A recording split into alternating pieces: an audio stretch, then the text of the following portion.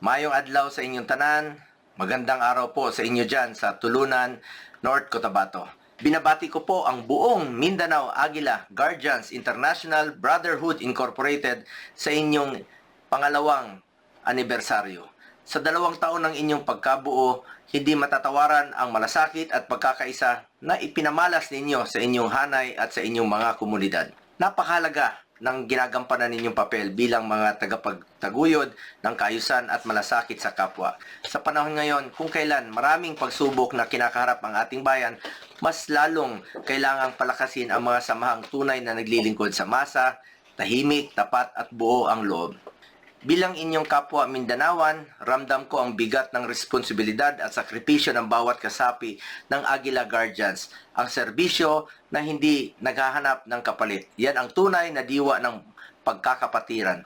At sa mga panahong kailangan kumilos para sa kapakanan ng ordinaryong mamamayan, hindi kayo nagpapahuli.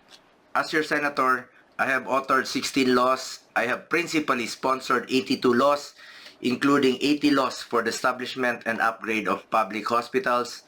I have co-authored or co-sponsored 186 laws. Bilang chairman ng Senate Committee on Health, 3 po ang aking naging prioridad. Malasakit centers, super health centers, at regional specialty centers. Bilang chairman ng Senate Committee on Sports, iniinganyo ko po ang mga kabataan to get into sports, stay away from drugs, to keep us healthy and fit.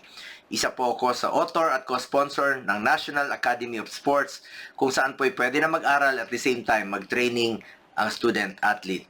Bilang chairman ng Senate Committee on Sports since 2019, nakamit po natin ang first ever gold sa 2020 Tokyo Olympics at 2 gold naman po sa 2024 Paris Olympics. Chairman din po ako ng Senate Committee on Youth. Sa mga kabataan, kayo po ang kinabukasan ng bayang ito.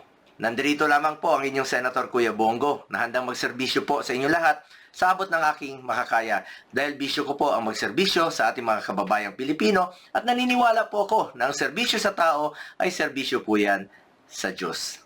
Sa inyong tanan nga naadiha karon kay National Chairman Ernesto Dagohoy Jr. at sa lahat ng leader at miyembro ng Aguila Guardians, ipagpatuloy lang ninyo ang inyong adhikain. Huwag kayong bibitiw sa laban para sa mas makatao at makatarungang lipunan. Mabuhay ang Mindanao Aguila Guardians International Brotherhood Incorporated. Daghang salamat sa inyong tanan.